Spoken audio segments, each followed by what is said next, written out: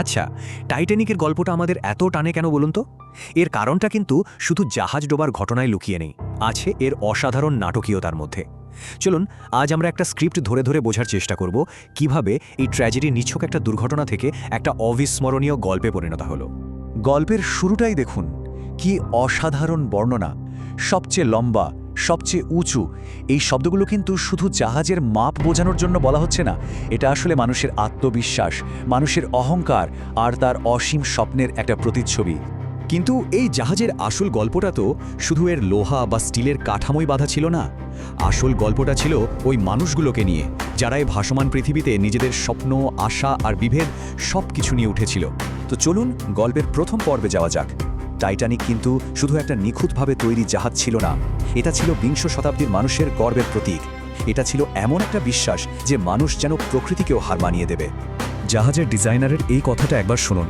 প্রত্যেকটা নাট বল্টুর প্রতি তার এই যে ব্যক্তিগত দায়বদ্ধতা, এটা একদিকে যেমন তার কাজের প্রতি নিষ্ঠা দেখাচ্ছে, তেমনি অন্যদিকে কেমন যেন একটা অশুভ পরিণতির ইঙ্গিত দিচ্ছে, তাই না?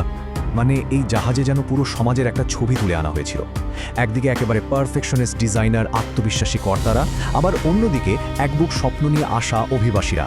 প্রত্যেকেই কিন্তু নিজেদের অজান্তেই এক ভয়াবহ পরিণতির দিকে এগিয়ে চলেছিল। তো এই যে সমাজের কথা বললাম, চলুন এবার জাহাজের ভেতরে আরেকটু গভীরে ডুব দেওয়া যাক। টাইটানিকের ভেতরের জগৎটা ছিল এক কথায় তৎকালীন সমাজের একটা ছোটোখাটো সংস্করণ, যেখানে বিলাসিতা আর বঞ্চনা একসঙ্গেই বাস করত।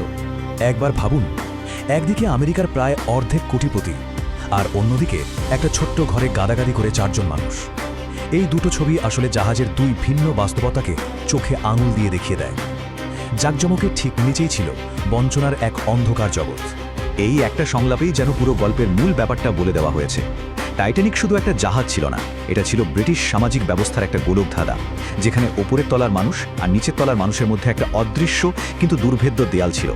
কিন্তু এত বিভেদের মধ্যেও তো মানুষের মন থেমে থাকে না, তাই না? এই কঠোর সামাজিক কাঠামোর ভেতরেও কিন্তু ফুটে উঠেছিল মানুষের ব্যক্তিগত স্বপ্ন, আশা আর ভালোবাসার গল্প। চলুন সেই গল্পগুলো একটু শুনি। তৃতীয় শ্রেণীর এক যাত্রীর এই কথাগুলো শুনুন। এটা শুধু একজনের কথা নয়, এটা যেন লাখ লাখ অভিবাসীর মনের কথা। আমেরিকা তাদের কাছে ছিল একটা স্বপ্নের দেশ, আর এই যাত্রাটা ছিল ভাগ্য বদলানোর একমাত্র উপায়। সব বিভেদ, সব ঝামেলার মাঝেও জাহাজের বুকে কিন্তু প্রেমও জন্ম নিচ্ছিল। এই সংলাপটা আমাদের মনে করিয়ে দেয় যে ভয়াবহ ট্র্যাজেডি ঘটার ঠিক আগের মুহূর্তেও মানুষের জীবনে সুন্দর ব্যক্তিগত কিছু মুহূর্ত ছিল, যা সব কিছুকে অর্থবহ করে তুলেছিল। আমি চাই না এটা কখনো শেষ হোক। প্রথম শ্রেণীর এক যাত্রীর এই ইচ্ছাটা শুনতে কতটা মর্মান্তিক লাগে, কারণ আমরা জানি, দর্শক হিসেবে আমরা জানি যে তাদের এই স্বপ্নময় সারা জীবন আসলে আর মাত্র কয়েক ঘন্টার মধ্যেই শেষ হয়ে যাবে। এবং ঠিক তখনই গল্পের মোড়টা পুরোপুরি ঘুরে যায়। মানুষের তৈরি এই নিখুঁত জগৎটা যখন প্রকৃতির এক হিমশীতল বাস্তবতার মুখোমুখি হলো, তখন সব অহংকার এক মুহূর্তে চূর্ণ বিচূর্ণ হয়ে গেল।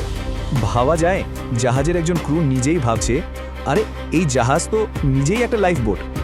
এর চেয়ে বড় আত্মবিশ্বাসের নাকি অহংকারের উদাহরণ আর কি হতে পারে? এই একটা কথাই বুঝিয়ে দেয় তারা কতটা নিশ্চিত ছিল নিজেদের সৃষ্টি নিয়ে। মাত্র 2 ঘন্টা 40 মিনিট যে জাহাজকে বলা হচ্ছিল কখনো ডুববে না অজেয়, সেই জাহাজটা পুরোপুরি সমুদ্রের তলায় চলে যেতে সময় নিল মাত্র এইটুকু। এই সময়টায় যেন মানুষের অহংকার আর কঠিন বাস্তবতার মধ্যেকার বিশাল ফারাকটা দেখিয়ে দেয়। এই টাইমলাইনটা একবার ভালো করে দেখুন। রাত 11:40 ধাক্কা লাগা থেকে ভোর 2:20 সম্পূর্ণ ডুবে যাওয়া, প্রতিটা মুহূর্তে ছিল শুধুই বিশৃঙ্খলা আর মারাত্মক ভুল। আর সবচেয়ে মর্মান্তিক কি জানেন? প্রথম লাইফ বোটটা যখন নামানো হলো তখন ওটা প্রায় অর্ধেক খালি ছিল। মানে যে নিয়ম কানুন আর সামাজিকতার বড়াই করা হচ্ছিল জাহাজ ডোবার সাথে সাথে, সেটাও যেন তলিয়ে গেল। যাত্রীরা নিচে আটকে পড়ল, শ্রেণীবিভেদ তখনও মানুষকে আলাদা করে রেখেছিল, আর দামি লাইফবোটগুলো অনেক খালি সিট নিয়েই চলে যাচ্ছিল। এক কথায় পুরোটাই ছিল কেয়স। জাহাজ তো ডুবে গেল, কিন্তু গল্পটা কি এখানেই শেষ? না, আসল গল্পটা হয়তো এখান থেকেই শুরু। যারা বেঁচে ফিরল তাদের মনের ভেতরে কি চলছিল, চলুন এই গল্পের শেষ পর্বে সেই গভীর প্রতিধ্বনিগুলো শোনার চেষ্টা করি। চিৎকার নয়, কান্না নয়, ছিল শুধু একটা হিমশীতল ভুতুরে নীরবতা।